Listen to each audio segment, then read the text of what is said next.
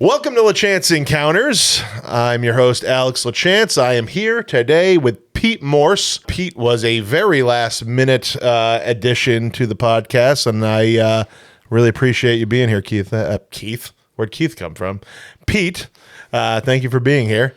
I think it's because I just watched multiple episodes of a podcast with my co-host for another format named Keith. Oh, sure. So I had the name Keith stuck in my head. But thanks for being here. Yeah, thanks for having me on. It's a funny thing, like meeting people as an adult, because you get older and older, and like you get weirder and weirder, but so does everybody else, right? Yeah. And like I met you, doing the open mic at Laugh Attic Strange Brew, best open mic in New England. Everybody should be there checking that out. Comics that actually do like real shows are there, for free every Thursday night.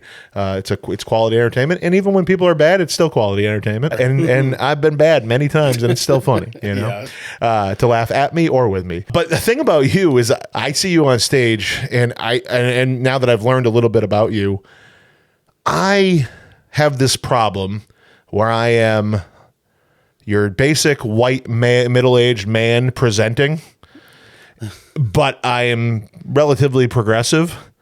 And I see you on stage, and I in my head, I'm like, oh, that's like the standard middle-aged white man, blue collar guy. Like, and then I go online and I see you're like, talking about police brutality, and you're into punk rock and you're an artist, and I'm like, oh, this is my type of guy. Yeah, like this is because I feel like I am like people will talk to me in ways that I'm like, you think I'm the complete opposite of what I actually am. Was that note for both of us, Nick? Because there's only one position to sit in this chair, to be honest. But anyway, so I don't know much about you. Like I said, last minute. What's your background? Where do you come from? Where are your origins in life? Yeah. And what was your early life like? Oh man. So I was born in Oregon. In 2 months, it'll be 50 years ago. I was born in Oregon.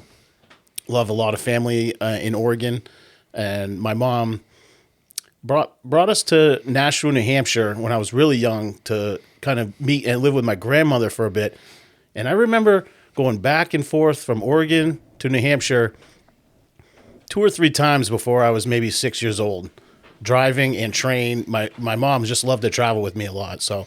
But eventually landed in Nashua. That's where I did elementary school. Moved up to Pembroke, and that's where I went into high school. And then did college. I did Laconia. So what's the college in Laconia? It was at the time, I think it's not even the New Hampshire Technical Institute of. Okay. I think so. NHTI had several branches, and Laconia was one of them. And Laconia was the one that was. They specialized in certain ones like auto and fire and graphic design. And so art has been throughout my whole life. I've been an artist, doodling as a kid. And then in high school, I was lucky enough I remember when they first rolled out Adobe, I was working on Adobe version 1 in high school classes. So I was lucky enough to get in that early and find, the foundation of what Adobe is. So from there to college, did the graphic design program there. It was just 2 years, but learned, I think a lot of people say I learned more on the streets or I learned more in the practice than I did in the school. And that's definitely the case there, even though I did get a pretty good foundation in that college for 2 years. Do you think as an artist, it's worth it to pursue higher education? I mean, and it's way more expensive now than when you did it. Absolutely. But I'm sure it wasn't cheap then either. Do you think it's worth kids today to foot that bill if they want to pursue a career in art? I just had Mr. Aaron, who's a local children's performer. I know of him. Yeah, and I asked him the similar question because he went to graduate, in musical theater, and I was like, man, would you? And he was kind of like, same thing. Like, I don't know, like, it's not logical. I think you have to weigh that decision when it comes to it's an individual's thing.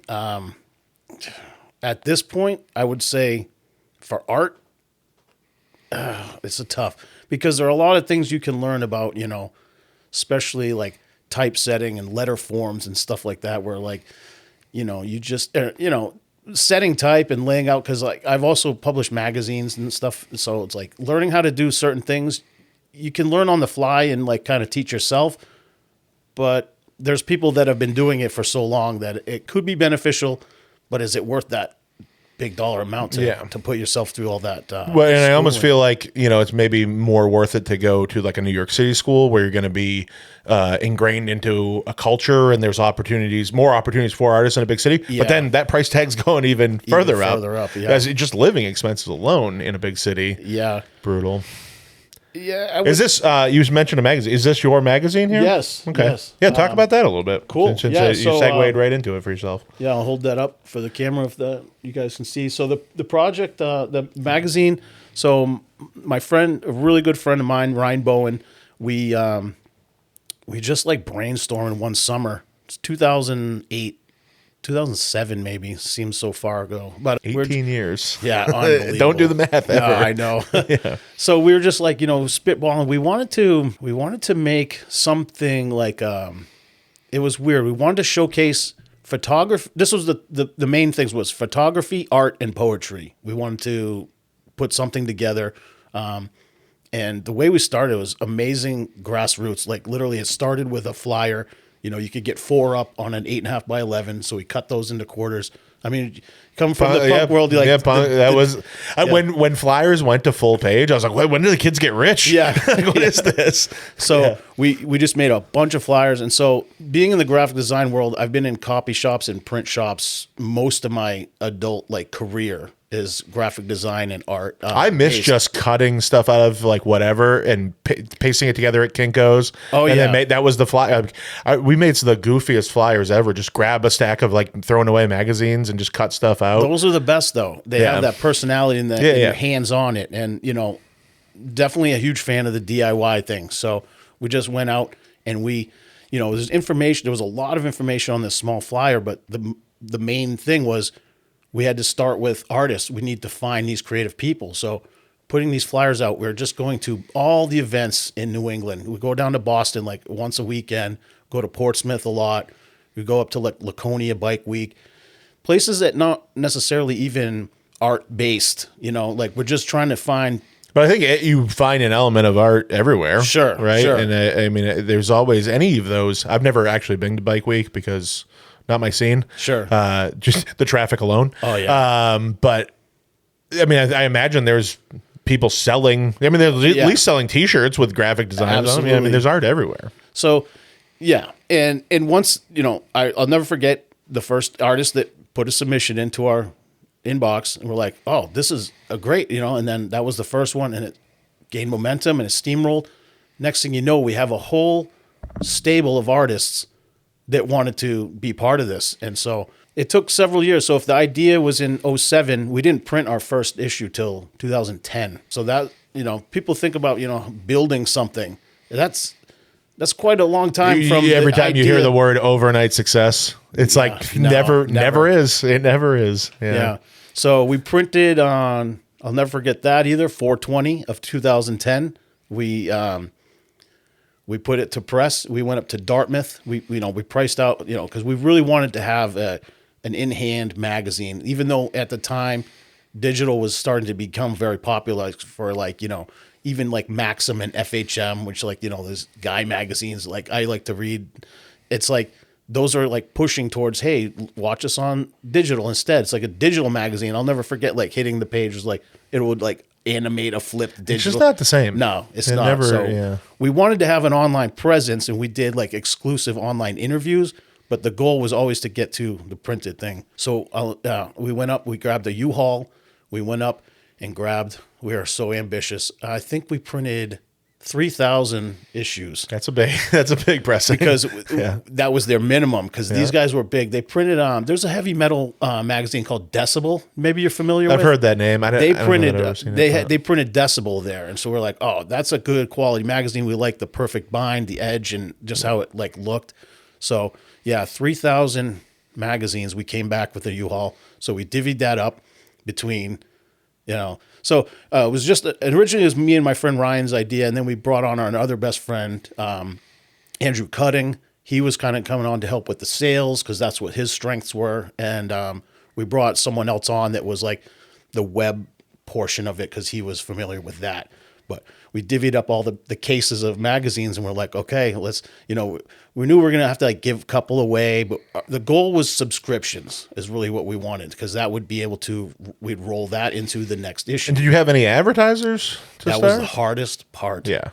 Getting advertisers. If nobody's reading it, then, it was the chicken and the egg. What do you get first? You got to get readers, or you got to get advertisers? Yeah, and we had the prototypes, because again, I did work in a Kinko's. I worked in a couple print shops, so I made mock-ups on 11 by 17s, full color, and if you try and get those pages, like it's a thick book of a prototype, and it's like, so we're bringing these to the potential advertisers. They're like, here's what it's gonna look like, and here's where you can, pick your spot on these pages where we're gonna have ads. It was, we thought the tough part was to put the magazine together, but the hardest part was getting people to buy in on those advertising. So we had to give a lot of ads away for free for the first issue. The first issue, and maybe the second issue too, was mostly out of pocket. Like if I were to calculate the ad money we got for 2 issues printing, so let's see, $3,000 for the first issue, and then I think we did $5,000 for the second issue, even more ambitious. Did you were you able to sell and distribute the first 3,000? No, and you still want another 2,000? Yeah, because we wanted to get that second issue out, so a lot of our own money went into that. Yeah, you're like, hey, we're just doubling down. We believe in this project. We're going for it. Yeah, and then literally Project Exposure was the name of the magazine. Yeah, and so. It was such a fun time in my life, and it was like, I would say, a turning point when it came to me stepping out of my comfort zone and forcing myself to talk to people I normally wouldn't be. I'm not like a shy person, but I'm very reserved and kind of once I get to know you, I'll open up and get weird, I can go from, I'm right there with you. I can go from I'm in a corner not saying a word to the loudest person in a room. Yeah. Because it just depends on if I'm comfortable or not. Yeah. Do I feel like these are my people or not? You know? What I think's interesting about the magazine thing is, I know that you're a writer, and as a writer, that was kind of at that time, that was still we were coming off of the Hunter S. Thompsons and those kind of guys who had this super awesome, sexy life living, what I mean? As a traveling magazine person, what I mean? So I'm assuming that sort of was what you were going for, what you wanted it to be, right? Yeah. There was that recent National Lampoon's movie, or was it a movie or a documentary, or I remember watching something, but it was just the story behind that, building up as a publication was pretty. I hadn't seen that, but that's interesting. Yeah. I think I sent that to you. It was on YouTube. It was a documentary. Yeah. Most of my media consumption actually comes from Nick sending me DMs. Yeah. No, we had, and especially my friend Ryan, who's quite a much bigger visionary than I am, had big plans for Project Exposure. I mean, one of the ideas was we're gonna need a tour bus. We're gonna be doing these events. It's not just about the magazine. It's about the art culture and putting on events and going around, and the magazine, we're hoping the subscription would run itself and fund our fun time, the big, the traveling writers. And that's actually really forward thinking, because that's the thing with everything. Everything is a all encompassing brand, right? You start with the main niche that you're in, but it's bands, set up shows with skate competitions, or you have art shows inside of other businesses doing it. I think that type of bring different elements together into your thing is the norm now. Sure. So you guys were kind of ahead of the time with that thought process. Yeah. It was an awesome ride. Everybody's got a podcast. I started this podcast because I'm a real estate agent. And now it's not anything to do with that usually. Yeah. Oh, you started this for the real estate? Yeah. I always knew I was going to do different kinds of guests. Oh yeah. But when I started, I looked at it as a supplement to my real estate marketing, first and foremost. Now I look at it as a podcast first and foremost. Yeah. And people knowing me and being familiar with me does help my business, but it's at the end of the day, I just want this thing to exist on its own. Yeah. Someone asked me today, it was like, what's the theme? What's his theme of the podcast? I told him the name of the Chance Encounters.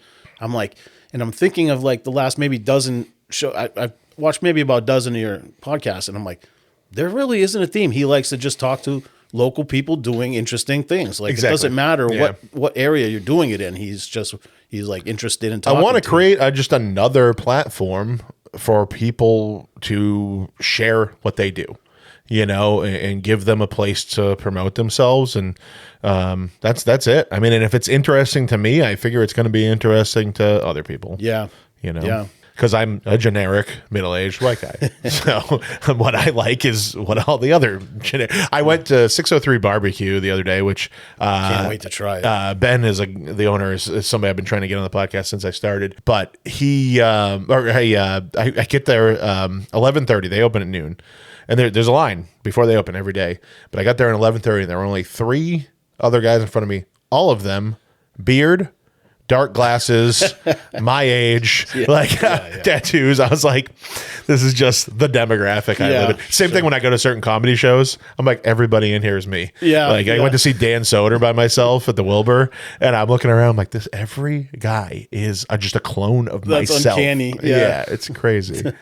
So is the magazine still active? So, yeah, I mean, there were some, I hate to say this, but like lost a friend out of the business aspect. There was a non-creative person that we brought in, kind of like took over and found out he was like because we're a legit business, so we were like doing taxes and things like that, for the business. Turns out like he's like raking money he's like the only one benefiting from this. Everyone else is putting in, and he was the only one taking out. Yikes. And then it came to a head where like, it's like hard to say. He kind of tried to hold the project ransom by saying some stuff like, you guys don't know what I can do with like the taxes. You don't want to mess with. So he kind of hijacked the project, and we're like, you know what? At that point, he's just essentially extorting you. Yeah. He's like, I took this and I can do this to you, so you can't do anything about it. Yeah. I mean, it's a little muddy. I don't want to even, it's too negative to get into. But so what happened is we dissolved the name Project Exposure and tried to, because that's what he was claiming he's going to have his claws into. So we're like, you know what? You can have it. We're going to start this all over again. And had no idea how hard that would, like, if we thought starting it and getting to the printing point was hard, rebranding and convincing everybody that, this is going to be the same or even better under a new name. I mean, the confidence dropped. And so it fit right when we were about to print the 3rd issue. Like I have the files still ready to print, for bed. And the 3rd issue, which would have been, even better than the first 2, never came to fruition. Gotcha. So not being like someone to rest on that failure, we're like, let's start this other new one. And that was only online.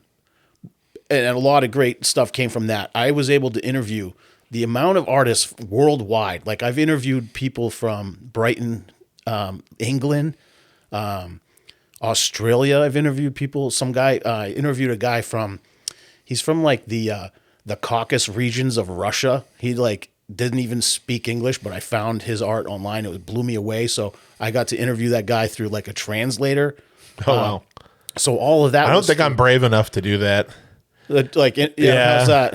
I go through it. Like, even if I was sitting, that was probably virtual, right? Like, you didn't fly him out here. No, it was all online. Even if I had, like, you didn't speak English, whatever language you're speaking, a translator right there doing it. Sure. I think I would be still intimidated to do that interview. Like, I would feel like that was hard. No, very challenging. I mean, live, I would think. I'm complimenting you, is what I'm saying. Thank you. Yeah. But like, even with the translation, I love that, like, some of the, like, I feel like he was going for humor, and like some of it came through the translation. And so like that interview was great. And so that was we changed the name to New Element Art, and that was mostly my friend Ryan Bowen doing that New Element Art. And he kind of carried that, and I was a contributor to it, but it was, the online stuff just didn't have the the allure for us as the printed magazine. So that also kind of, due to other responsibility, just fizzled out. I find that a lot with artistic people because, Nick here, producer Nick for the podcast is, a video artist, essentially. Yeah. And, every time I'm like trying to I'm like, do a vertical. Like, it's like, I don't like vertical. Oh, like, that's what everyone's clicking on though. You need it. It's like, I'm not artistic in that. I'm not visually artistic. Nick always argues with me. He's like, "You are a creative." I'm like, he's full of shit. My creation is like I just make the things happen. I don't do anything. Play music? Real. Barely. Oh, okay. Very poorly. He's a comedian. Yeah. He's full of shit. Okay. I have no self-esteem, is what it boils down to. But everyone's their own worst critic when it comes to creation. My whole point, though, is like I don't get hung up on like a certain style because that's like, I'm not a purist in any way. I'm like, let's put out the thing that people are going to see, Yeah. But I can see where you would go. It doesn't have the same feel on the internet. How do you feel about comedy in arenas? I absolutely hate it. Oh, you do? Weird. But hold on. If somebody wants to give me arena money to go talk for an hour and embarrass myself, I will do it. Okay? That's the difference. Like I do have preferences. Like a club is better than a theater, and a theater is better than an arena for stand up. But at the end of the day, if like I got enough people to pack into an arena, let's go. We always do the thing. I just am going to bitch about it in the same way you're going to bitch about an arena. Actually, I'll tell you, I've got, this is how old I've gotten. The last time I played with the Yellow Stitches, we played an American Legion with a stage about 1 2x6 tall stage, and it's small and it was packed, and I was just getting like just smashed into the whole set, and I was like, I would have never said this in my 20s, but I'm like, I wish we had a barricaded or a bigger stage. I don't truly wish that. Yeah. Like that takes away from punk show. Right. But I was like, man, I'm not cut out for this anymore. I don't want these kids spilling their beers on me. I don't want the mic to hit me in the face. I actually sang with Haywire recently at their show. They did a Yellow Stitches cover. And I grabbed a mic, and I get somebody bumped into me and smashed the mic into my lip and cut it open. I was like, "Don't miss that! Don't miss that at all." Getting down and dirty with the crowd. Yeah. But it is what makes hardcore and punk great. Is that no separation between the crowd and everyone's a part of the show rather than just a spectator. That is what it makes it great. But I'm just like, I'm old. Yeah. And I brought my daughter, and I was like, this was not the show to bring my daughter to. Boy. We had played like a year before at Sonia, which I can't remember what it used to be, right next to the Middle East in Cambridge.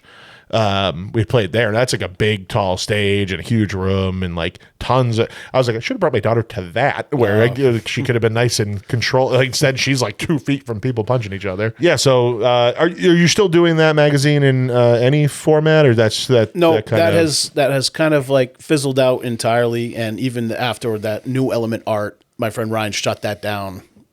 So I have to imagine, you seem like the type of guy that you probably replaced that with something else. What was the next? There was a pause in between the next till the next. Yeah, project. there was a pause, and I kind of ride the wave. It's like, for me, it feels like creativity comes in waves, and when it's high, I'll ride that whole. I'll do an art rush, and I'll be creating and creating paintings. Or that makes sense for sure. I still do, but I was on a really a high part of that wave of making little zines, like little mini zines, like the eighth of a full page of paper. Like that's you fold it down and there's 8 pages, but there's a way. Someone told me you can just take an 8.5 by 11, fold and cut that just so it's one piece. I don't know if you've ever seen that, but no, I don't think I've ever seen that one. Quite small. That's small. Yeah, the little, the tiny ones, right? Yeah, so I would do stuff like that, but there was a lull after that kind of like dissolved the art and magazine, and then kind of started painting again and got into the first couple of places I showed my work was like breweries and like burrito joints, cafes, small, not actual galleries, but then I'm trying to think of my first first real show was actually in Lowell at it's called the Loading Dock Gallery, and it's part of this huge collective, Western Ave Studios. I don't know if you guys are familiar with it. It's a huge mill building in Lowell. I think there's 700 artists have residency. I stay on this side of the border as much as possible. Yeah. And so that was in a gallery. It was a 3-person show, and I got to hang maybe a dozen of my paintings. And so some similar to this one. Yeah, tell us about this. Grab that and show it. Yeah, sure. Pete brought me a gift, which I really appreciate. Future guests, if you're listening to this, bring something in. I'm trying to decorate this room. It'd be cool to have stuff from my guests. Yeah. Is that good to show that camera right there? Or? Yeah, I should be picking it up. Yeah. Yeah. So this one is actually hung in that show in Lowell. And I was actually kind of to backtrack a little bit. Something that, like it's funny. I love this quote, and I don't know if it's going to be misquoting, but Pablo Picasso had this pretty interesting quote that said, "Inspiration is for amateurs. Professionals just do it." And so I think about that a lot when I'm like, oh, I don't have the inspiration. I need to get myself motivated. And it's like, no, dude, you have the tools and the skill. Just do it. Don't wait for the inspiration, And then makes sense. So, but saying that, I was blown away by this exhibit at the Courier. MC Escher, you guys may be familiar with illusions and like trompe d'oeil, I think is the French of like tricking the eye. Yeah, I've always liked that stuff, and it just fascinates me. And that exhibit changed me. It was definitely it's like a pinpoint in my timeline of holy shit. Like I came out of there wanting to do more art than I've ever done. And so a lot of this, like, I love so I really wanted to create art that, you're looking at a canvas with paint on it. It's static. You absolutely know in this world we're living in, there's nothing moving on this, but you're looking at it with your eyes and things are moving. Yeah, so I love that interaction of like, someone can. It's like mushrooms without the taste. Oh, God. Yeah. I did this event one time and I had a 4-foot by 4-foot canvas. It was a live art show down under Arms Park, under the bridge. And I was working on this, something similar to this. It was like a spiral of checkers and just like a super trippy thing. And I was just, I'm just painting, waiting for people to come by my table and talk to me and maybe hopefully buy some art, but just talk to them was great. This one woman came up and she said, "Are you all right?" And like, I got it instantly. I understood what she was asking me, like, you have to be troubled in some way to be able to want to paint this, like stepping away, you're like dizzy doing it. You're like, I have to take so many breaks when I'm painting these like illusions, just like moving, like trick of the eye paintings, cause like, it's just a lot of like detail and the repetition.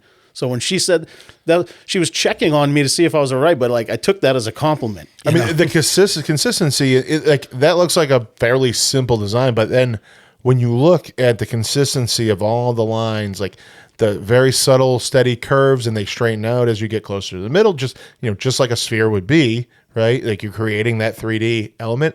Like the patience to do that is like something I don't think is in me. At all. Like no matter how much training and practice, I would not be able to. This one keep going on that. This one is actually a stencil. So while you cheated, okay. Yeah. I cheated a little bit. I could do a stencil. Come on. Yeah. But but you made the stencil, I assume. I did. Yeah. So you did it originally. Yeah. Designed, cut, and painted. So it's a little bit cheating, but no, I mean you did. You still had to do the tough thing. Yeah. When you made the stencil for sure. And the larger ones I do by hand, which is definitely a lot harder than. Well, there's work involved in the stencil, but not as much as far as like cutting the stencil's also kind of a pain in the butt. Your finger on that knife for a long, long time. Yeah. But, so.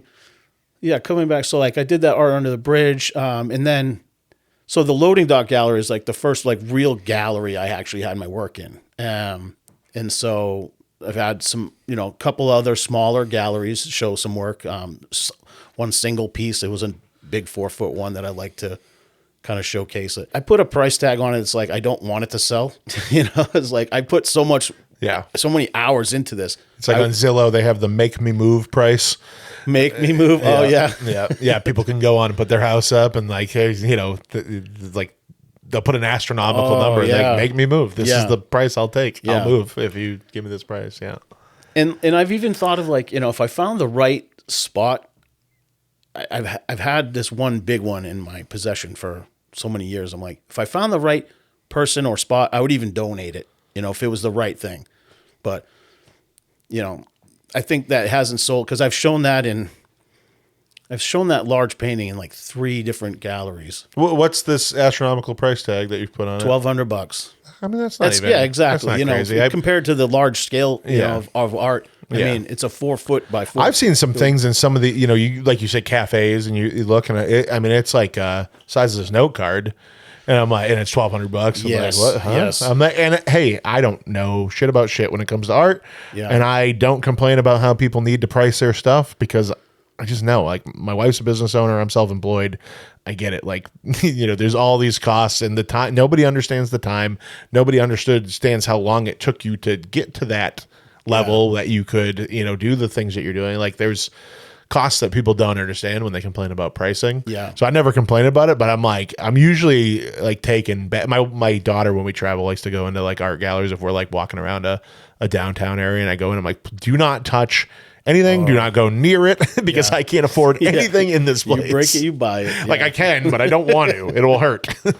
Yeah. I've always had trouble pricing my art. I just, for some reason, I can't figure out, and like I throw a number, see if it sticks. I've sold a few paintings, but I would like to sell more, but it's like tough to find that sweet spot where someone's going to open up their wallet and say, I want that. Yeah, and you definitely, like, there's places that I go into like repeatedly, and the same stuff hangs there for a long time. Like, it's not easy to find the buyers, but it's worth it. We were talking about it before because you were commenting on my new logo here, and I had that done on Fiverr. But I get it. I mean, I can't afford a local artist. Like, I have to go into countries where they charge less for labor, sadly. You know, but you know, I do. We were discussing this. I do know that they're all happy. Like, they are happy to make the money that they're making. But it's still, it's like, you know, I can't. I would love to hire you and say, hey, design me a whole suite of like different. I just know I can't. Like, it's. I'm not making any money off doing this, so I can't invest on that level. But you guys are worth it. The art is worth it. Charge what you think you should charge, and be confident about it. You know. The world of art is funny too, because a lot of times when you're dealing with people who are buying high end art, they are literally just looking at the price tag to find who has the highest number, and then they'll buy it. Like, it's like some people do a that lot with of watches or jewelry, do you know gold who, chains. You ever heard of Neckface? Oh yeah. So he talks about in like an interview where he's like, I was selling my prints for like $25 and they weren't moving, so I started pricing them at $150 and I sold every single one. That's baffling. So move that one painting up to $5,000, see what happens. Yeah, it might be right. Yeah, you never know. Yeah, you never know. Do you create to sell, or do you just create to sell, or do you also have people hire you for commissioned work? Yeah, no, I do both, and something I really do love to do is the graphic design portion. I've created logos for people. I've worked with actually my cousin gave me this gig, the town of Londonderry. He's IT guy for that, and they're like, oh, they're redoing their crest and their seal for the fire department and the town logo and the town like seal, you know. And so I got to recreate those, and that's a blast. I love doing like that kind of technical work where like there's really like there's like parentheses on like what you need to accomplish here. You know, it's not so loose like you can get some wild painting. No, like they have parameters that you need to follow. I like doing technical things like that as well as being loose. So kind of both sides of the spectrum. So I've been doing like freelance design on and off for the last since. So I had a job doing wrapping vehicles, vinyl graphics, doing walls and murals and vehicles and large format stuff. That's really a blast. Do window coverings and buses. But 2020, you know, a lot of people got laid off because of the what did they call it?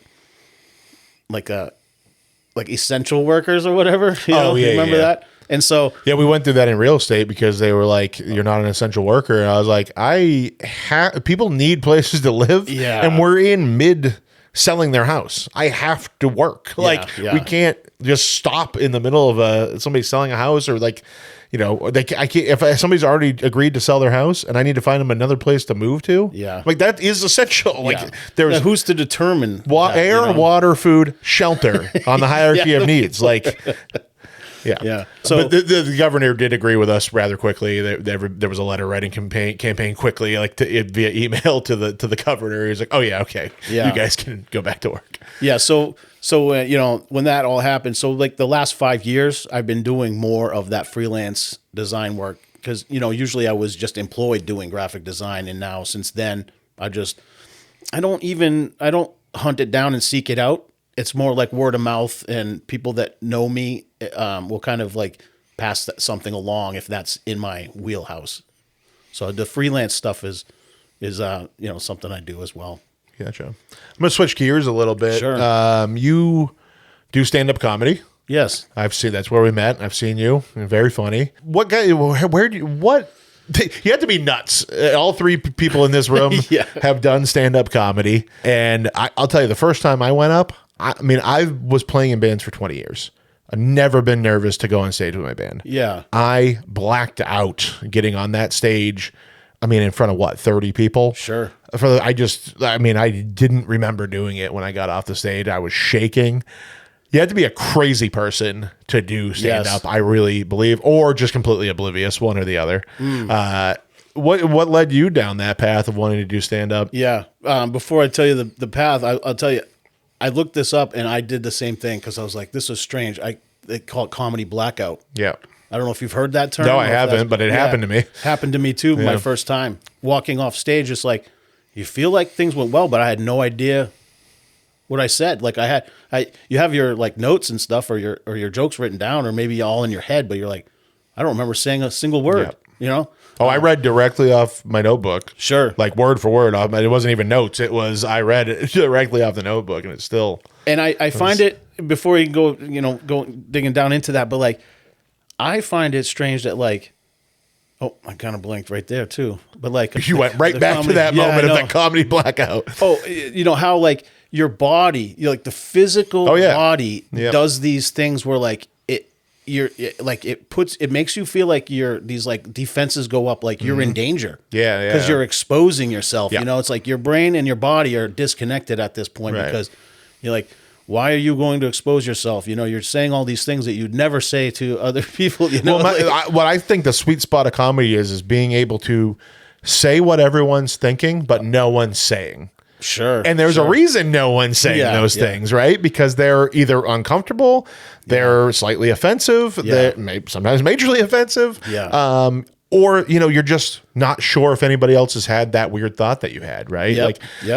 I was just playing around with something. I won't say the specific, but there's an advertiser on Pornhub that has been, they've been an advertiser on Pornhub now for years. Okay. And I wanted to just go up and like repeat their ad and just see if the room knew what I was talking about. I think I know the one, even without saying it. But it's like, but if they don't, then I'm just weird, you know. And you get used to that. Like I don't even care anymore. I mean, I've sometimes intentionally tried to lose the room and then see if I can get it back. Oh wow! There was a school shooting one night of the open mic. Yeah. I just started my set with I just pointed at the kid in the front row. I go, "What do you think about today's school shooting?"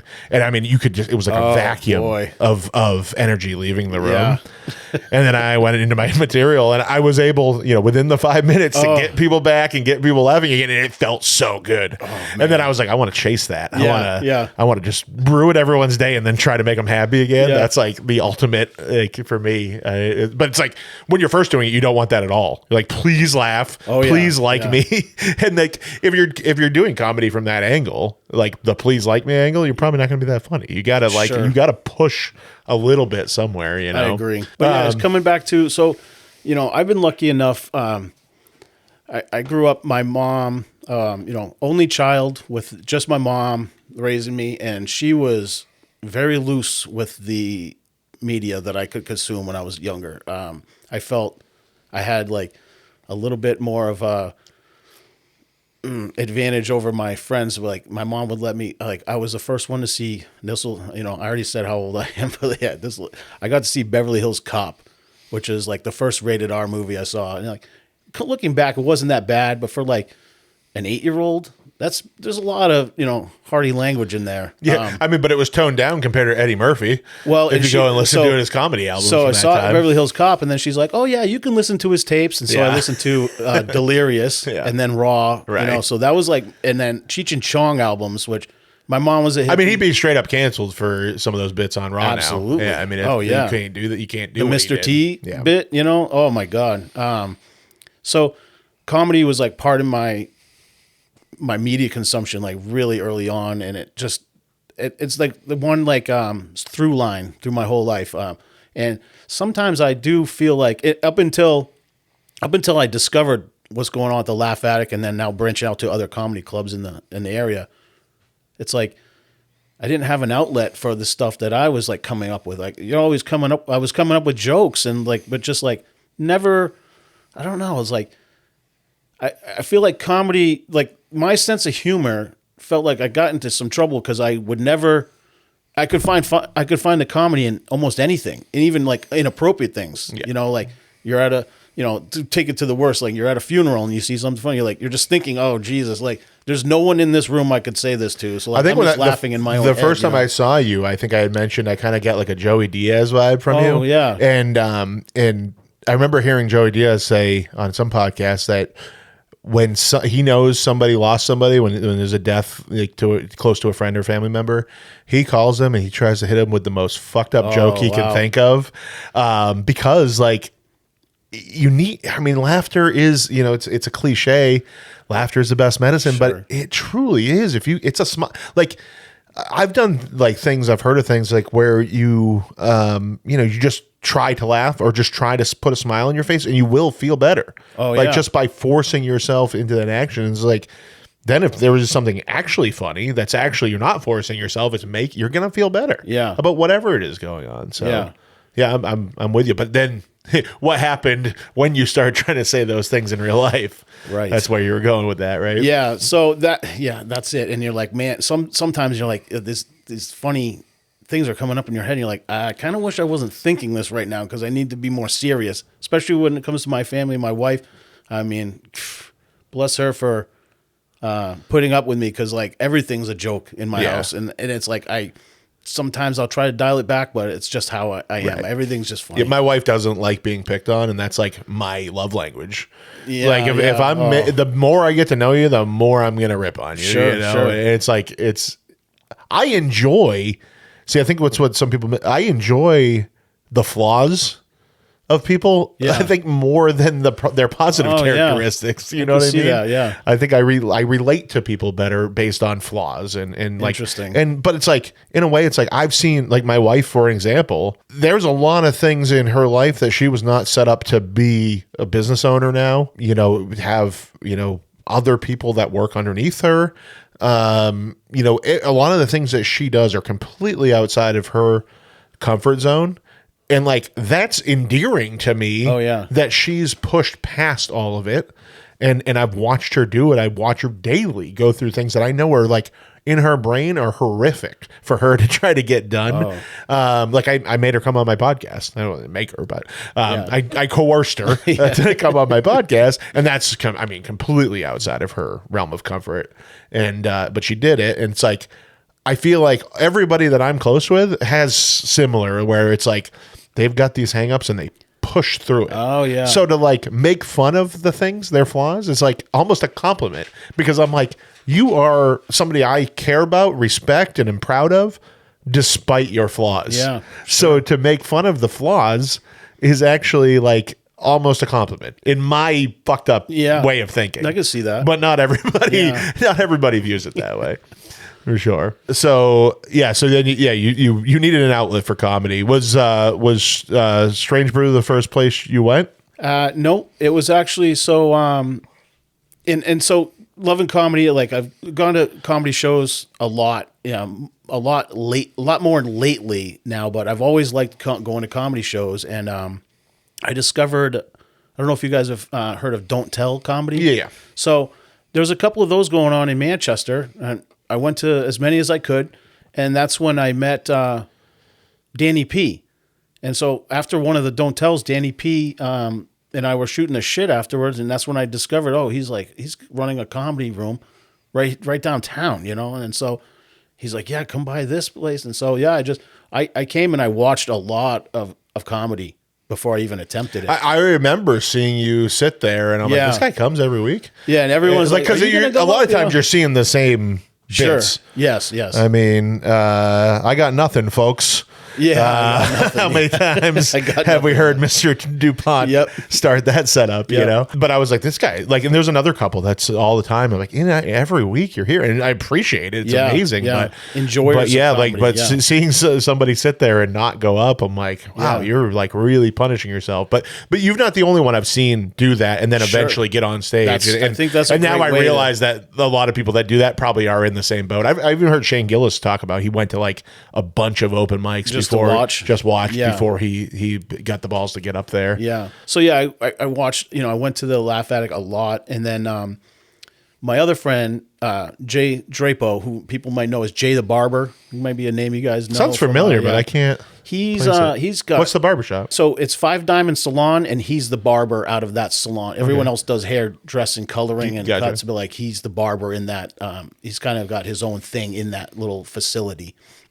And he's a very creative dude. I gravitate towards creative people, obviously, talking to you guys today. But so he's into music and stuff, and so he runs an open mic for music only at the Candia Road Brewing Company, and I go to those as many as I can because open mic music is fun too. Never know what you're going to see, just like comedy.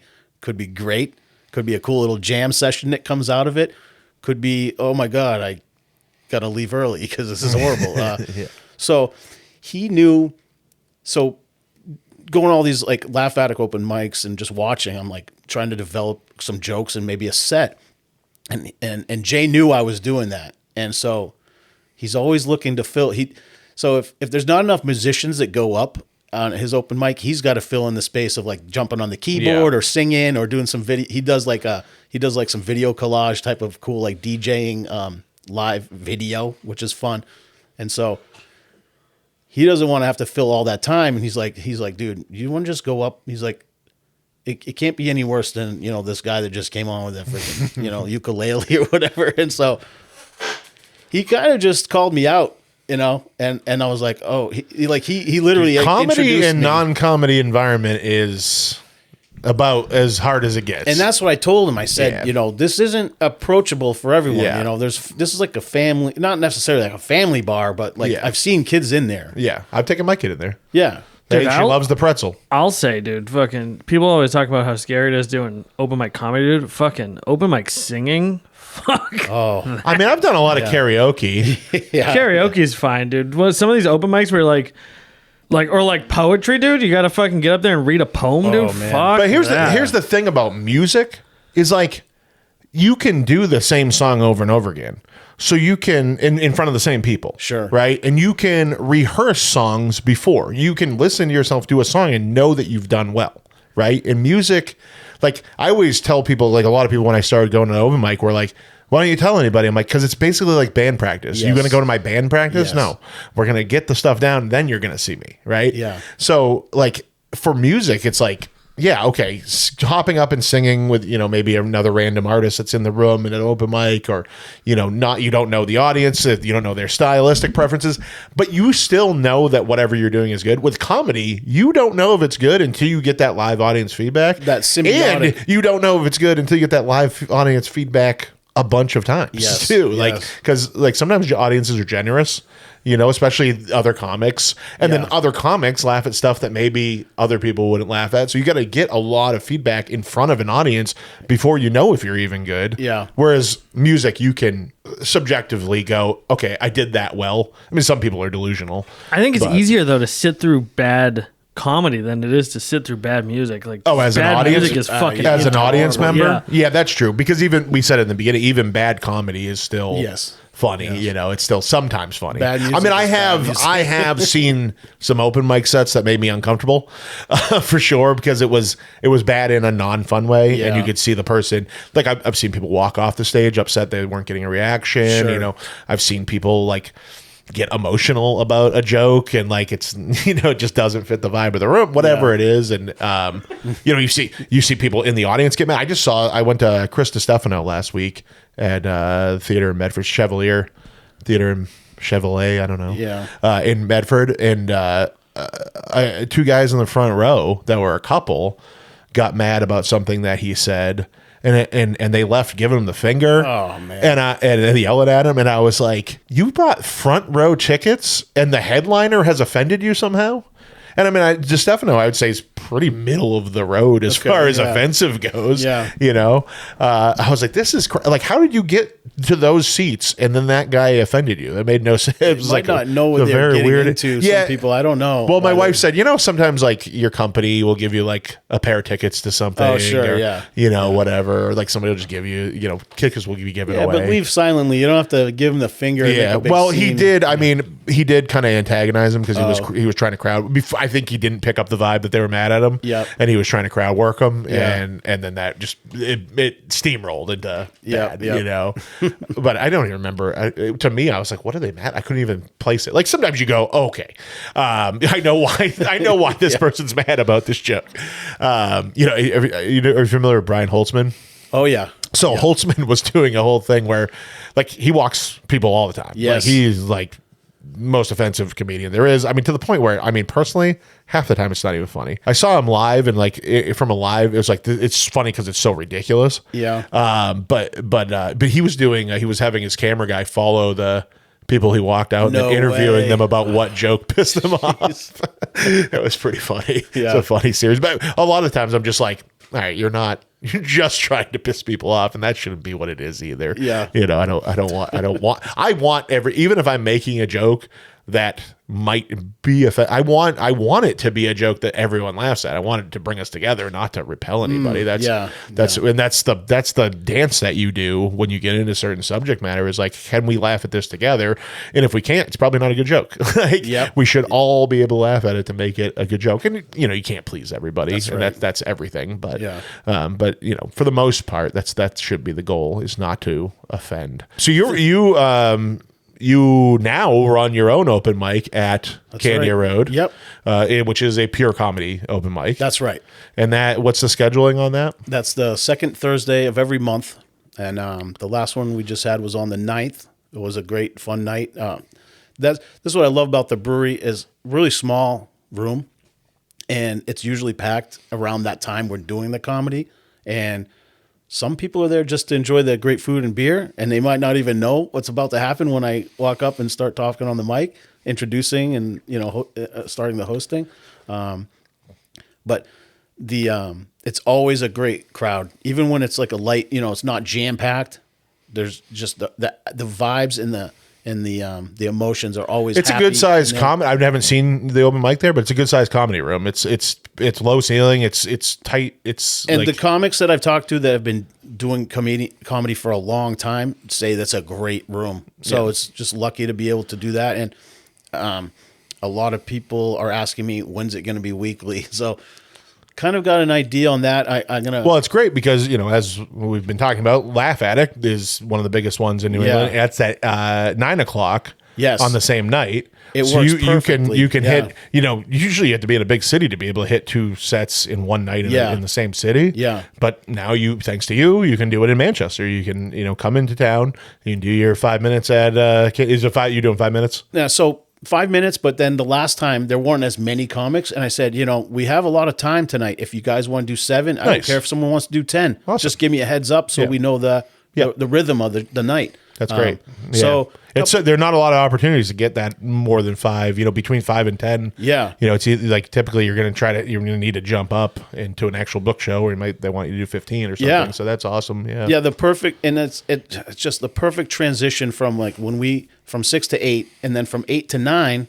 is like a little empty hour that everyone can actually get down to the attic. So a lot of people will double get down there, grab a beer, order some food, and settle in. Yeah, no, it's awesome. I went down to New York City a couple times, and being able to just walk around and hit different open mics on the same night was amazing. It's like also that chance to run the same set right back.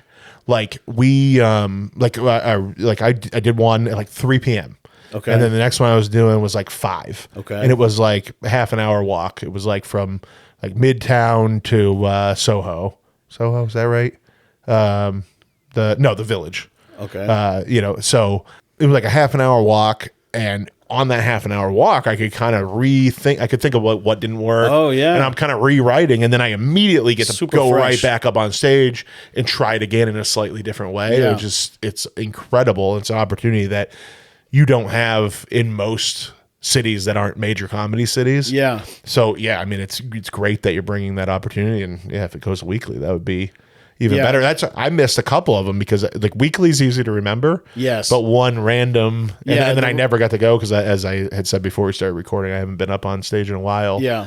But yeah, that's a great opportunity for sure. I love that. So November will be the next one. Yep. And so because I'm going to be down south and going on a vacation with my wife, Aaron Richter said he's going to guest host. So that'll be the first guest host. And I think that's going to help us if I can talk to him, and I actually got 2 other comedians that maybe in rotation be guest host, because I just don't have the time to do a weekly. Yeah. So if someone will help me with that, maybe do 2 and 2. Yeah. Like I'll do 2 and then have 2 guest hosts for the other 2 weeks. I mean, I'd attempt it. I mean, hosting. Attempt to host? Yeah. I would See, there you go. If I get like a little stable of comedians, I mean, the worst case, I'm just bombing in between every comic and they look better, For me, that's. But I feel like one of the skills that I have that I actually feel confident about this is being able to like just come up with something quick to tie in to the last person. I've done that a bunch of times. That's a good skill. I have like a bunch of recorded clips of me like just come. I remember I can't remember who the comic was before me, but real little guy. And Danny goes, this next comic would use that last guy as a back scratcher, and I grabbed the mic. I mean, 2 seconds later, I'm like, I was thinking I'd use him as a butt plug, and it went well. And like another time, I had this super old guy up in at Sawtooth go up right before me, and he talking the most sexual shit, like, and I was like, does anybody else get really fucked up when they hear an old guy go? I said an old pervert like that going on about their sex life, because you start thinking about your parents. Oh boy! Like, and he yells out, he goes, "I think I met your mother." Oh, and I was like, perfect. Like, and it's a good. I have it on a video. It's a good clip. There's a knack. I enjoy that part of trying to riff off the other people's stuff. Yeah, that for me as a host, that's my toughest thing. Is I think I can develop this skill. But I think there's a knack to, especially if you see Danny do it friggin' every single week, how he connects, and it makes him a better first comic person to the next person. It's like for 40 straight people. Every week is crazy. I've seen some nights where he's like, okay, it's enough. Here's just the person. Yeah, like, just keep it going. I got nothing else. Yeah, exactly. But yeah, no. Typically, he does a very good job of it. Yeah, he always gets a roast in on me. Oh man, every time. So your third thing that I know about you is you do pyrotechnics. You do fireworks displays. So exciting. Yeah, I love it. Blowing stuff up is very fun. It's very expensive, but you get people to pay you to do it. Yep. How'd you get into that? So is there a license for that? Yep. You can go for your license, but you can also just be a certified. So I'm a certified pyrotechnician. If I wanted to go for my license, which I could, you have to have a certain amount of shoots under you with different people to get licensed. And almost like an internship. I think I saw you on the Great White Show, right? Yeah. I haven't been doing it that long. I mean, I don't know if that's an inappropriate joke, Nick. So Jay the barber, who like again, he's got his hands in a little bit of everything. He's a very I love how he just he'll have an idea and just run with it, and he just creates these things, So one time, I knew he was doing pyrotechnics. And I thought that was cool. And I did some like backyard. So I did some like backyard setups with him before we either one of us were going professional. And then so like, let's see, this is my 5th year doing it. So yeah, 5 years ago, he's like, dude, why don't you just come on? And he's like, I just started this, this company. He didn't start the company. He just started with this company, JPI Pyrotechnics. And I'm like, professionally, like, let's fucking do this. And so, yeah, he introduced me, and the crews. It's like you get paid to do something you want to do anyway. It is unlike any other. And I'll tell you, most people who like their job, it's like, it's still work. Like, it's like you don't want to do. I feel like there'd never be a time where I didn't want to do that. Well, so it's a very odd thing. And if like you've done, concerts and, you set up music shows, like the setup for the show and the takedown, the pyrotechnic shows are 18 minutes on average. We're there like 8 to 10 hours before that 18 minutes. Yeah. Like it's construction, building these tubes and racks and getting everything in the field just right. And then once the show's done, you got to do that again at pitch black, you know? So the amount of work for an 18-minute show, that juxtaposition is always fascinating to me. Yeah. So there's definitely a lot of work, but it's like the best kind of work. You're sweating your heart, and the reward. Well, we sit there at Lab Attic for 4 hours to do our 5 minutes. Yeah, same thing. You know, build that scaffolding of the night. But yeah, I'll never forget the first time because comedy is a cool thing with like you get a immediate reaction from the people you're doing it for. I've never actually, being an artist and doing this magazine, like no one's ever clapped for me until I did pyrotechnics. Yeah. Because I was doing pyrotechnics way before comedy. So when I heard the first crowd like cheer and like screaming, we're like, whoa, this is a different thing. You're putting on a show. You're so far from them. You don't see them. You hear them, That's something like I'm even getting goosebumps like talking about like. I mean, there's nothing better than making other people happy. Really, at the end of the day, that's like.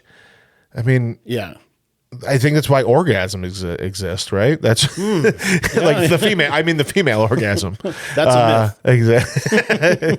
And squirt is pee. No, I don't know. I have no idea. But no, I mean, it's. But I think that's like at the end of the day, we're all trying to like. The core this is like just some crazy thing in my head, but the core of life is to make more life, right? So like, and part of that, to be able to do that with a woman, you have to please that woman. But I think that like just spider webs, this is just crazy talk at this point. These are things that came to me during mushroom trips. Oh yeah. But that spider webs like into every aspect of your life. I feel like you're always like me in real estate. Like, I do it to make money. But like I do get the reward of seeing. I love when people post their renovations of their house that they're proud of. I love when they post pictures of their kids playing in the backyard when they came from an apartment. Like I love hearing. Like I almost cried at a closing table one time. I think I did cry. Nobody knew. I say almost because I'm just admitting it now. Sure. But my client's son, like they lived in like a 2-bedroom apartment with the 4 of them. They just had a baby. He was basically sleeping in a dining room with a curtain, and they bought a house, like a 3 or 4 bedroom house, like a huge yard, like very private. There was like a creek they go catch frogs at, and like things like that. And the entire closing, and you know how long a real estate closing is, it's like signature after signature. The whole time, he did not stop talking about all the things he was going to do in his new house. Oh, man. And it was like a 10-year-old kid. Yeah. And it just made me, I love that. So it's like, I've said it before, but it's like, I wouldn't do real estate if there wasn't money involved. But I wouldn't do it just for the money either. Like it's too much stress. Oh, right. If it wasn't, like I would find some other way to make money. Yeah. Right. But I enjoy seeing the results. It's rewarding. And even when sometimes it's a bad situation where somebody is somebody's died or somebody's facing foreclosure, whatever it is, and you help them transition and get to the next phase of their life. Like that's rewarding too. Oh yeah. So yeah, back to all that is yes, it's fun to get clapped for. Yeah. Because that is you're bringing people joy, and that's like that feels good. It's something that's wired inside of us is to want to bring people joy and happiness. And I think if you don't want that, there's probably something going on in your head. Yeah, right? Yeah. If you just want other people to be miserable, you're probably miserable. I think is the way it goes. Yeah, the What's so funny over there? the danger aspect of that. I like zoned out for a minute. I came back. You're talking about orgasms, and then you went into like, squirt is pee, and then pee is delicious, and then you went into that. And then now you brought it back. No one said pee is delicious. Actually, I was gonna shout that out at the time. I remember that's Nick's opinion only. I actually had an ex one time. We were showering together, and she was like, "I gotta pee." I'm like, "Go for it," and Nope, not for me. Oh. No, the smell, it was the biggest pungent turn off, and it was just, it was not for me. At least you tried it. I'm not into pee play at all. Yeah. I won't even I'm not venture into the next step of that. I'm not into it, but I'm willing to do whatever for the people I love. So if that's what they're into, then I'll do it too. Your wife ever listen to my podcast? No, I mean, she's never asked. She's never asked. I know she wouldn't. She's never asked either, but if she did, I would do it. So if you're listening to this, baby, now's your time. I mean, we're all. How long have you been married? Oh my God, October 13th was our 13th year. So we've all been married quite a long time. Yeah. So we are all pleasing people. Yes. Clearly, to be able to stay together all these years and be as fucked up as we are. That's true. So do you do like the town firework displays, like the at the end of a Fisher Cats, like those types of displays? Yeah. Do you also do like the concert or like trying to think of other places like wrestling shows? I would love to do stage like indoor pyro stuff like that. I guess there's an even more complicated level of licensing for that. That makes sense. Yeah. But no, that's usually like the smaller towns like Greenville, Danville, Farmington, the towns that are kind of like on the outskirts of the metropolitan, mini metropolitan areas of like New Hampshire. Yeah, you probably have the same companies have Old been home doing days. like the Manchester and Concord, like probably the same company's been doing those forever. Yeah, those are bigger ones, and actually, I know the owner of the company like would love to do that, but one thing that I've realized is there's a lot of red tape when it comes to putting on a fireworks show, and there's like this struggle of the fire department, the town council, and whoever others like regulating that, and everyone wants these certain stipulations. And so the smaller the town, there's probably the less of that you're going to face. That's it's hard for me to know that, but I know like I've seen his struggles as far as like trying to get newer shows, and like they've literally like we've been trying to put on for the last 2 years a Hooks-It show. And they just keep strangling each other with the red tape, and it just fizzles out, and he has to pull. He's willing to give the show away to show what we can do to the town, and they can't even get out of their own way for us to just do it for free. Well, I have one vote towards yes. I have no say because I'm in Bow, not Hooks-It, but Hooks-It is. I can never figure out what direction my house. The curve screws me up. Yeah, wherever Hooks-It is. There was an episode last week where I was like, over there in Europe, I have no direction idea what direction you're. But anyway, I back a Hooks-It fireworks show because that's right there. Yeah, I'm so close to it. That'd be awesome. We go to the Concord one usually. My daughter really likes it. There's like food trucks and fried dough and stuff like that. There's the one aspect that a lot of people don't know about. So New Hampshire still allows you to hand fire shells out of a mortar with a hand torch up to 6-inch shells, which I mean, that's how big 6-inch? That's big. It's like they're. I know my measurement between when I do this is 7 inches. Oh yeah, chaka. So yeah. No, and so that's a lot of other states have to do it all electronically. So you're wiring up, you're wiring up electronic matches to a mod box that's someone 50 feet or 125 feet away is just literally pushing buttons for the whole show. Oh. They're the lead shooter. They're going to run. I've never even remote. seen that, and that's fun in itself, setting all that up.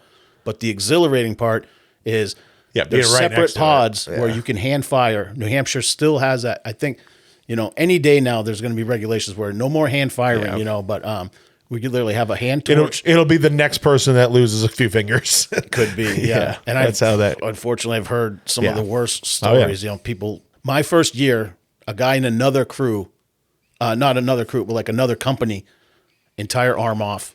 Oh my God. I didn't even think you could. They were able to reattach it, but I would never want to experience that. It was completely severed and they reattached it? His whole arm off. I didn't even know that was a possibility. Well, these things Science, man. Yeah. I mean, they call them like the mortar tubes. You know, some people call them tubes, but on a professional level, they call them guns because that's really what they are. You know, they're just firing single large artillery shells. And, but, you know, coming up to the time when, you know, we're ready, you know, there's like we do a 5-minute warning shot that lets the crowd know, okay, 5 minutes, you're going to start to see the show. So there's just one big boom. From there, it's like, you know, I kind of do like a breathing exercise. I get the torch in hand. It's dark.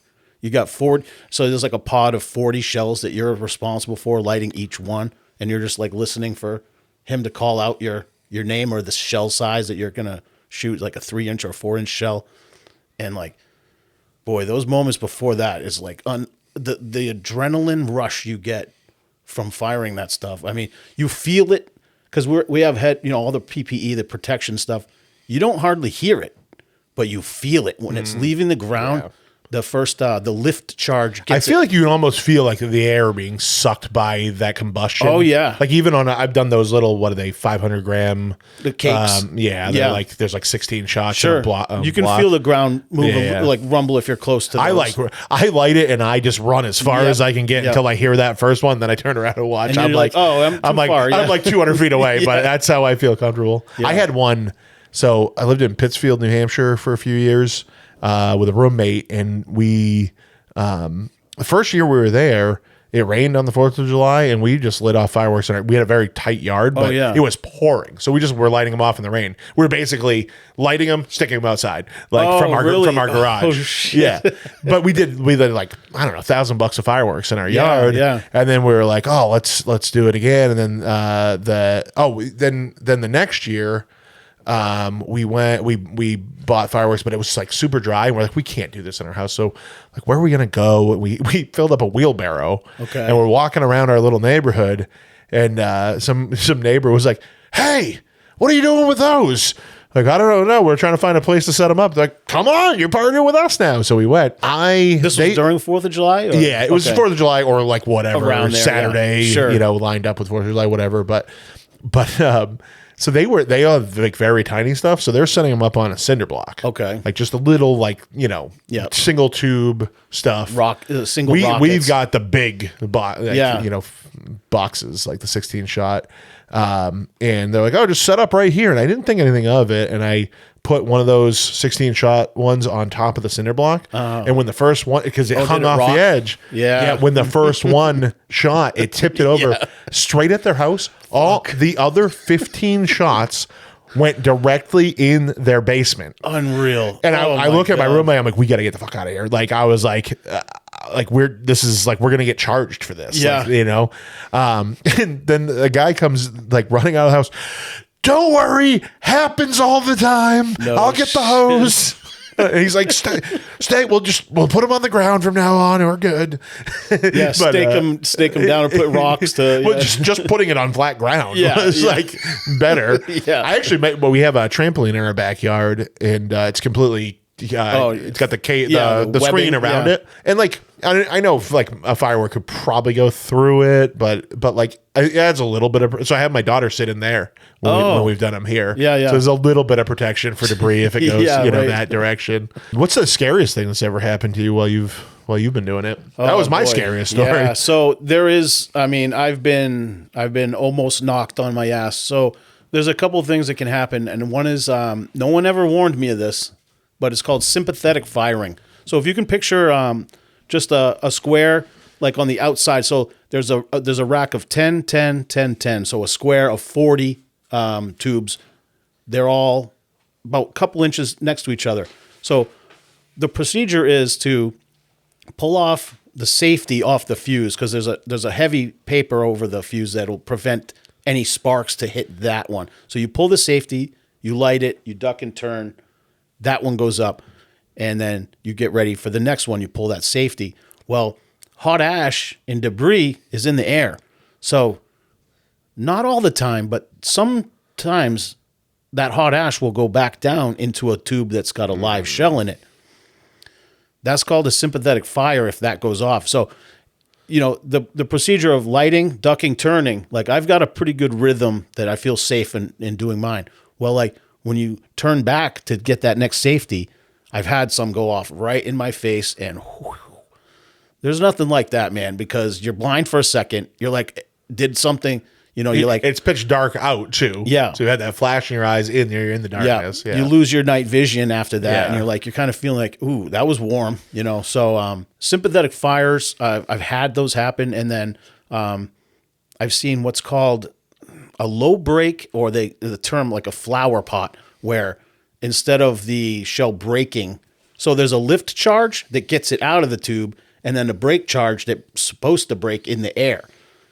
A low break breaks right out of the tube, or a flower pot, as they call it. And I feel like every time I go to a big fireworks display, I see that happen one time, and I'm like, ugh. I mean, if you're like, because a lot of people that like have never played with fireworks, I don't think it's something that every single person. So a lot of people said it, but it's like if you have, and it's like that stuff's way bigger, like. Way more when it's supposed to fill the sky, and it's like it's like literally you only see half of it because it barely gets out of the tube, and it's that's it's scary because you're like, but that's why there's distances. There's a lot of like, it's all distances. So the guy holding the remote is supposed to be a certain distance from any other live stuff, and each pod that I'm on is supposed to be a certain. So when I've seen these low breaks happen on the big ones, they don't reach you, So it's like those distances are in place for that reason. I think is to keep you safe from the unknowns that could happen. I remember I went to there's this racetrack up in Maine where I grew up, Beach Ridge Motor Speedway, and we went for 4th of July. They would do like a race, and then and it's like your uncle like racing his car that he tinkers on Sundays. Yeah, I've done some of those. It's that level of racing, but they did a fireworks show after for 4th of July, and I remember the trees. Like they were pretty close to trees. The trees were all on fire. Oh, and I was like, I was a kid. I was maybe 8 or 9, and I was like, is this okay? My parents were like, yeah, we might want to think about getting out of here. No shit. And they just kept going. But I've never seen trees on fire. We've done like little brush you wouldn't fires. Even normally be near a tree line, right? Like you would be as far away from a tree line as you possibly could be. That's what those distances are in place for, No, they were like right next to the trees, and the trees were on fire, and I remember being like legitimately scared, even though it was like all the way on the other side of the track. I think it's like a 1/4-mile track. Okay. So it's like a safe distance, but it was like, what if this whole area goes up in flames? Like, we gotta get out of here. I've had to put out little small brush fires myself. We usually have 3 water pressure tanks, and if it's dry, so we do the big mortar stuff, but we also do those cakes that you're talking about, like the blocks of like 16 to even 100 shots all at once. Those get the hottest because it's just constantly. My favorite is those wheels with the little rockets. They're like basically bottle rockets, but without the stick. They're like you get. I got one time that was like 1,000 of them, and it just pew pew pew pew, and it just glows. It's just like a streaking glow. Sure. And they like snap. They pop at the top. Yes. I love those, but it does get crazy because it's like the you don't continuous heat is actually will cause. You don't want to get next to that one for a while. Yes, because I've also seen like 10 minutes later, another one go. So once the last shot is fired, we give a 15-minute cool down. That's typically a good enough time to know if something's going to go wrong of like continuing. I just realized, I know the one thing that you kind of had coming up to promote, other than the open mic, for second Thursday? Yes. Second Thursday of every month, go to Candia Road Brewery. Brewing Company. CRDC, right next to Candia Road Convenience, which has the best breakfast sandwich you can ever have in I would say all of New Hampshire, maybe the world. Nice. This is like a pressed little hoagie roll when they put hash browns on. It's a great breakfast sandwich at Candia Road Convenience. The food at Candia Road Brewing Company is also fantastic. I don't drink anymore, but I think I remember having a beer there that was also great. So go check out Pete's open mic. Do you have a name for it? It's just The open mic at Candia Road. Yep, CRBC open mic. So yeah, go check that out. Lots of funny people. Follow them over to the Shaskeen. If you're thinking about doing comedy, both of these environments are great. These are, I know all the people, even though I've never been to Pete's, I know it's friendly people. I know it's the same people I see at the other ones. It's a great comedy scene in New Hampshire, very supportive. Go try it out if you ever thought about doing it, and just go check and like Pete did, go sit there and watch, for a few weeks or a couple months, and then eventually hop up there and try it yourself. You'll start to understand what's a good premise and what's not a good premise by watching, and what works and what doesn't work. And you'll also see a lot of people fail, and you'll go, it's not a big deal. I'll tell you the best thing that and I was trying to wrap up, and I'm going to tell another story. But I went to Barcode downtown Manchester for my second open mic. I did Laugh Attic first. At Barcode, the open mic at Barcode was very short lived. It was I think it came out of the ashes of Clemento's? Clemento's. Yeah, that's what I thought. I was the same host. I can't remember the name now. Greg. But Greg, yep. But anyway, but it was the similar situation you were talking about at Candia Road, where you have people just eating dinner or whatever, they're not expecting it. So there were 8 people in the bar, and there were 8 comics that signed up. It was only the second week of this open mic. Okay. And 4 of the people came up from the bar and sat up front, and I did my entire 5 minutes to silence. I mean, I didn't get a peep, but I'll tell you, you want that to happen. Yes. Because once that happens, and you realize nothing in my life changed one bit. Yeah. No one cared. I had long conversations with a couple comics after who were completely supportive, and because everyone's faced it. Everyone's been there. Everyone's, fallen on their face doing comedy that's been doing it for any amount of time. So it's that's the best thing that can happen. So again, if you want to try it out, go try it out. Go to a Pizza open mic if you like early. Go to Strange Brew if you can do the late nights, and get there early because it fills up. And try it out. But anyway, I wanted to promote that. I wanted to make sure we got a full plug in on that. But you got an art show coming up that I completely forgot to bring up, and that's I think that's the main thing you said you had to promote. yeah. It's there is a lot going on. October is always busy for me, and this year is no exception. But the Seesaw.Gallery, which is run by Amy. She's part of the Mosaic Collective, which is a bunch of little studios all in this one spot on Hanover Street. So, in Manchester, yes, right, Hanover Street in Manchester, right above the Palace Theater. I think they're on the second floor. Really cool spot. I think she's been there for about 3 years as Seesaw. I'm not sure about the Mosaic. I think it might be there longer, but yeah, it's a 3-person show. 2 of my other great friends, Keith Ford, George Vossler. 3 different, really, in my opinion, 3 different styles coming together for a 3-person show is going to be really cool. And so something for everybody. Yeah, and everyone's been doing their art in their own time, but also we've come together a couple times in my garage / studio that I paint and work in. We'll do art jams. You don't have to use quotes. I mean, this is a second living room. True. It's a studio, though. It's just a studio forever now. Yeah. It's like a barn, it's your studio. Garage. Yeah, it's my You're studio. official. Yeah. So we'll do an art jam. We'll say, hey, this Friday, let's all come together and bring your canvases down, bring your paints. And the last jam we did, I was blown away by some of the work that these guys are just whipping up. Sometimes I'm sure you've heard imposter syndrome. You're like, oh boy, is my art good enough for this? But, looking at these guys, they just literally created this before my eyes in the couple hours we were just hanging out here. So I'm excited to see their work. I'm excited for other people to see what I've seen that these guys are creating. And I'm just really happy to be part of that. That's awesome. Yeah. Yeah, imposter syndrome. I know because I have another guest after you today, and then for the rest of the day, I will think about why I shouldn't do a podcast because I'm not good at it. No, so I know, and then everything's fine by the time the next session rolls around. Yeah. But you do that every time. You're like, what the fuck was that? I had nothing. I had nothing good to say.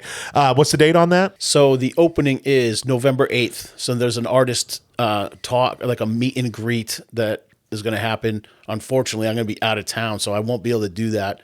Kind of bummed, but I even told Amy, I'm like, maybe if it works, I can zoom in, and do I don't know if that'll kind of mess up.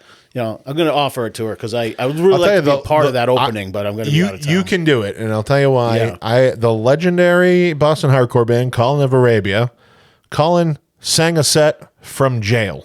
Oh yeah, over the payphone. I love that. You can do it. You can be there via Zoom. Yeah, you can do it. Don't doubt it. And is that going to? You said it's the opening. So is that going to that your guys are going to continue to have stuff in there for a while? Most of the month, I think from the So from the 8th to the 30th,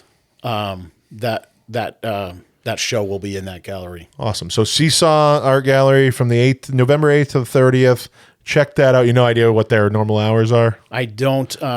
She's like very prominent. I know she's on Instagram because I just shared the post, and I think she shows like, and you can even call. I've done this before, as I've seen. I love that gallery, and so I've called her up, and she'll make an appointment if you want to come in and just even like a private viewing. It's crazy. Yeah, and while you're there, check out Industry East. Get yourself a glizzy over there. Yeah, right there. Yeah, I think anything else you want to play? Where do people find you if they wanted to commission you for some painting? I just got back onto Facebook after a really long hiatus, and I only did that as basically networking for comics and like trying to meet more comedians to like. Nobody's on Facebook because they like it. Yeah, exactly. It's a horrible. Make it better, Zuck. Let's go. And I'm on Instagram, but I don't. I'm horrible. I love to create stuff, but I'm the worst marketer of my work. So you'll see some stuff on Instagram, but I know a guy you can hire to do your social media marketing for you. That's true. Sitting right to my right here. Nice. Another plug, Nick Sands Presents. He doesn't just do silly YouTube videos. He also produces stuff professionally for other people. Oh, yeah. Well, thanks, Pete, for coming in. A lot of good stuff. I think that might be the record length of a LaChance Encounters. No kidding, because you are an interesting person. Wow, and I had fun. You had lots to say about lots of things. So thanks for bringing me on. Thanks for coming in. And please subscribe. I usually say this in the beginning. Whatever platform you're seeing this on, they all have little interaction buttons. And when you hit the little interaction buttons, more people see the stuff and get to learn about great artists like Pete and all the other people I have on here. So thank you, and thanks everybody for listening. Great time. Thank you.